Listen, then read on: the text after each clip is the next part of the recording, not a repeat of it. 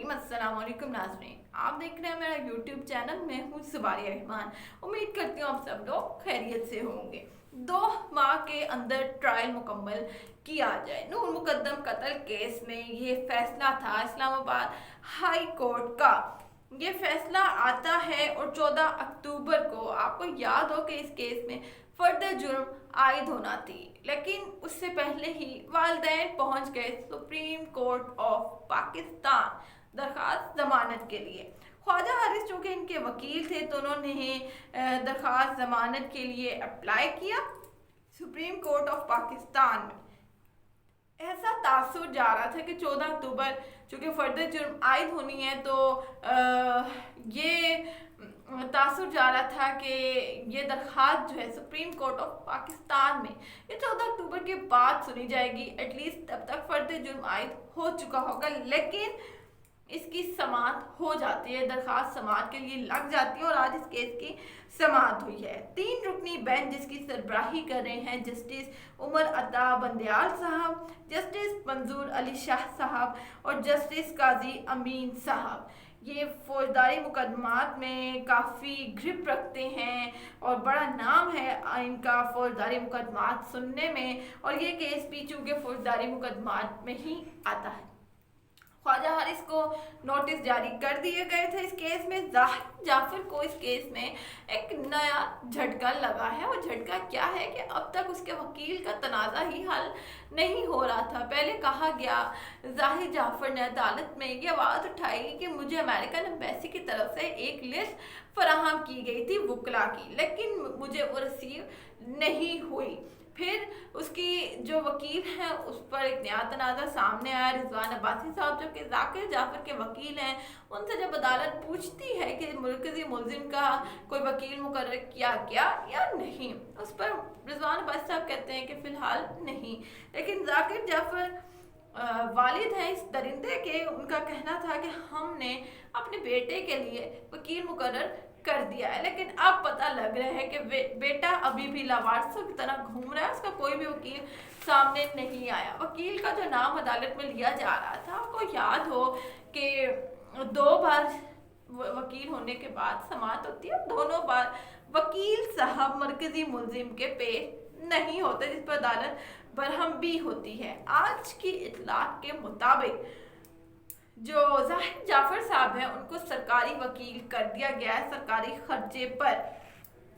शहरियार नवाज नाम है उनका जो सरकारी वकील हैं इस केस में जाहिर जाफर के, जो अब इस केस को लड़ेंगे। ख्वाजा हारिस का कहना था, जो बेसिक पॉइंट्स उन्होंने उठाए थे जो मैंने आपके सामने पहले भी शेयर किए, कि वाक़यात की इत्तला ना देना क्या एआनत जुर्म है।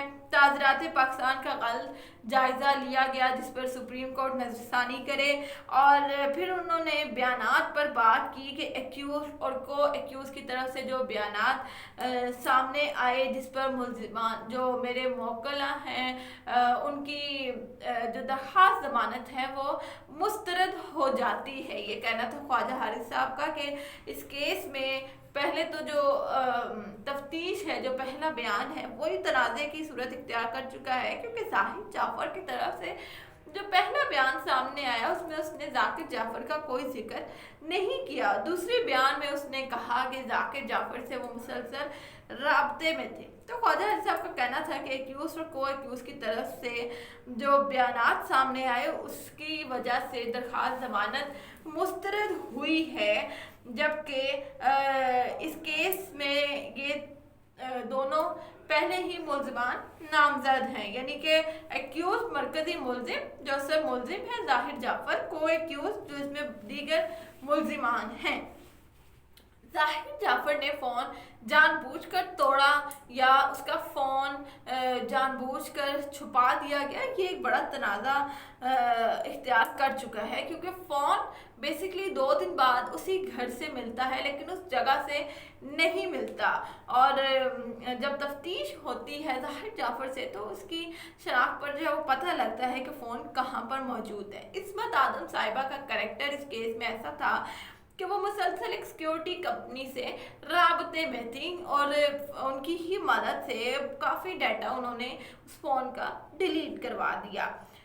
एक अहम सवाल आई क्लाउड आईडी से जो जुड़ा हुआ था कि वो मुलजिम से क्यों नहीं पूछी गई और डाटा रिकवर क्यों नहीं करवाया गया। पुलिस की तरफ से एक बड़ी गफलत इस केस में बढ़ती गई है क्योंकि 70 दिन गुजर चुके हैं लेकिन आपने एक मरकजी मुलजिम का फ़ोन रिपेयर नहीं करवाया जो कि बहुत पहले हो जाना चाहिए था। अब पुलिस ने इजाज़त मांगी अदालत से क्योंकि एफआईए उनको दरख्वास्त दे चुकी है कि हमें अदालत की तरफ से इजाज़त दी जाए कि हम इस फ़ोन की जो न्यू स्क्रीन डलवाएं और इसका डाटा जो है वो आपको फराहम करें। 70 दिन बाद पुलिस को याद आ रहा है कि अब आपने जो है वो इस फ़ोन का फॉरेंसिक करवाना था। बड़ी गफलत बढ़ती गई है। खैर, आज की समाअत में कुछ अहम सवालात जो हैं वो खड़े हो गए हैं और वो ये है कि इस्मत आदम साहिबा का जो रोल है वो इस फैसले में कहीं भी नज़र नहीं आ रहा। हाई कोर्ट की जानिब से जो जमानत मुस्तरद होने का फैसला आता है, जिन बुनियाद पर आता है, उसमें सारा जिक्र जाकिर जाफर का, इस्मत आदम साहिबा का जिक्र नहीं है। अदालत ने नोटिस जारी किया है कि इस फैसले में जो इस्मत आदम साहिबा का किरदार है वो वाजिया करें।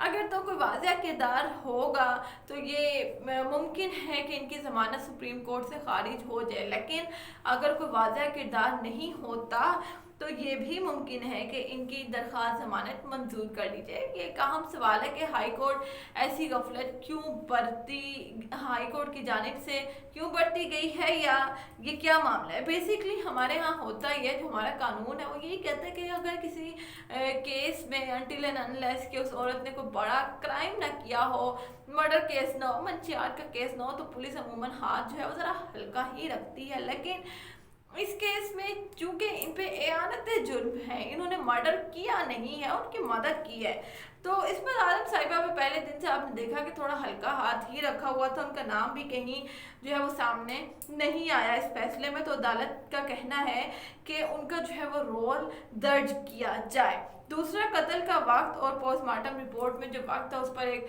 तनाज़ा खड़ा हो गया है कि वो क्लियर किया जाए। और तीसरी, सुप्रीम कोर्ट का कहना है कि हमारी हमदर्दियाँ नूर मुकद्दम की फैमिली के साथ है, मगर हमने कानून देखना है।